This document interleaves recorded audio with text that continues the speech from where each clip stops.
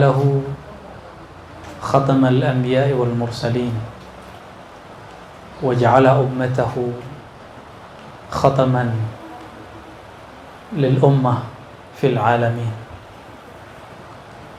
أشهد أن لا إله إلا الله أشهد أن محمدا عبده ورسوله. اللهم صل وسلم وبارك على سيدنا محمد وعلى آله وأصحابه ولبيته وذريته أجمعين.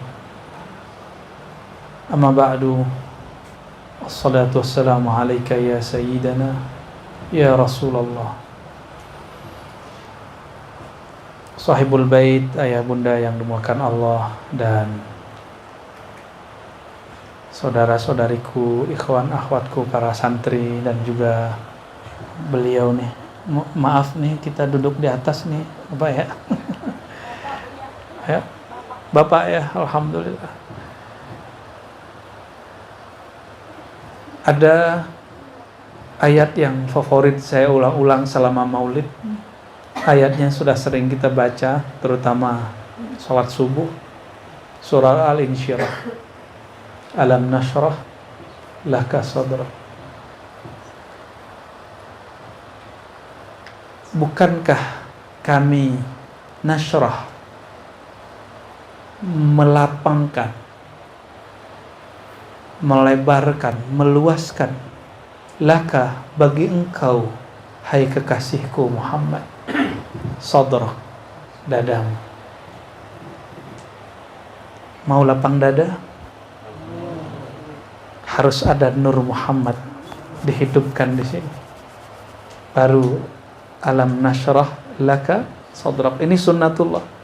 Orang-orang yang tidak ada nur ini di kolbunya, dadanya akan sesak, pikirannya akan panik. Di dalam surat Az-Zumar ayat berapa itu? 22 ya. Afaman syarahallahu sadrahu lil Islam fahuwa ala nurin rabbih. Benar yang hafiz, ya kan? Tahfiz kan? Ya. Itu ayat favorit dulu semasa masih mahasiswa. Tapi saya waktu itu sedang suluk di luar kampus, suluk di luar surau. Afaman syarahallahu sadrahu lil Islam. Apakah orang yang Allah telah lapangkan dadanya untuk Islam? Fahuwa ala nurin min rabbih. Bukankah mereka benar-benar berada di atas jalan yang dipenuhi nur dari Allah SWT. Nurin min rabbih. Nur apakah itu? Para imam kita, masyayikh kita mengartikan itulah nur Sayyidina Muhammad sallallahu alaihi wasallam.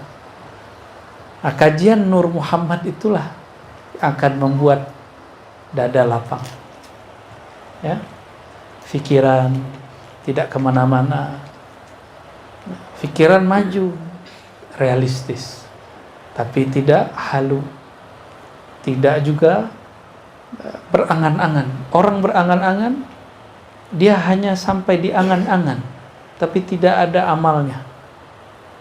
Apa perbedaan orang berangan-angan dengan bercita-cita? Orang berangan hanya mengatakan, seandainya aku begini, aku akan begitu. Seandainya waktuku luang, aku akan tahajud. Seandainya waktuku lapang, aku akan tahfiz. Seandainya. Akhirnya makomnya makom lau-lau. Lau bahasa Arab artinya jikalau, seandainya. Dan ternyata baginda Rasulullah SAW selalu mengatakan, la taqulu lau. Jangan pernah kamu berandai-andai. Fa innahu minasyaitan. Karena itu dari syaitan. Nah, Imam Ibnu Athaillah uraikan hadis ini. Beliau kemudian mengatakan, beda angan-angan halu dengan yang bukan, qaranahu amalun, diiringi, dibersamai dengan adanya amal praktis. Jadi kita mulai beramal. Amal itu dibagi. Ada amal zahir, sholat, zikir, sholawat, itu amal zahir. Berbagi, berdonasi, itu amal zahir. Tapi amal zahir ini bukanlah yang awal. Yang awal itu adalah qalbu. Karena itulah yang dipandang oleh Allah. Yang lain cuma diawasi, tapi yang dipandang Allah hanyalah qalbu. Karena Allah hanya memandang qalbu. Qalbu ini harus betul-betul diperhatikan amalnya. Apa amal qalbu? Kalau di Quran sederhana. Amal qalbu itu zikrullah. Ala bidzikrillah tatmainnul qulub. Surat Ar-Ra'd ayat 28. Kerjanya qalbu itu supaya dia tenang, dia sampai kepada kedamaian puncaknya. Itu zikrullah. Zikrullah itu juga beragam. Ada zikrullah hanya nyebut-nyebut, sebut-sebut. Ada orang ingin ketemu, misalnya mau ketemu seorang ulama, cuma dia sebut-sebut ulama fulan, ulama fulan, ulama fulan, ulama fulan. Ketemu nggak dia? Nggak ketemu, cuma nyebut doang. Tapi itu sudah bagus, sudah cinta. Itu baru makom pertama, makom menyebut. Karena menyebut dengan lidah, sedangkan berzikir itu tidak hanya dengan lidah. Kalau kita baca ayat 10 ayat terakhir surat Ali Imran, surat ketiga, alladzina yadhkurunallaha qiyaman wa qu'udan wa 'ala junubihim. Coba perhatikan, ini unik ini ayat. Orang-orang yang berzikir di saat mereka qiyam, berdiri, qu'ud, duduk, wa 'ala junubihim, dan di saat berbaring. Saat tidur. Kalau tidur bisa zikir? Gimana? Bisa zikir nggak kalau lagi tidur? Ada bunyinya. Itu zikir apa dengkur? Kenapa Allah sebut ini? Allah ingin mengasih tahu kepada orang-orang yang selama ini mengandalkan kecerdasan akal dan lisannya, bahwa ada zikir yang bukan dengan lisanmu, bukan dengan akalmu, bukan dengan kecerdasan intelektualmu, tapi ada zikir di saat tubuhmu tidur, dia bangun.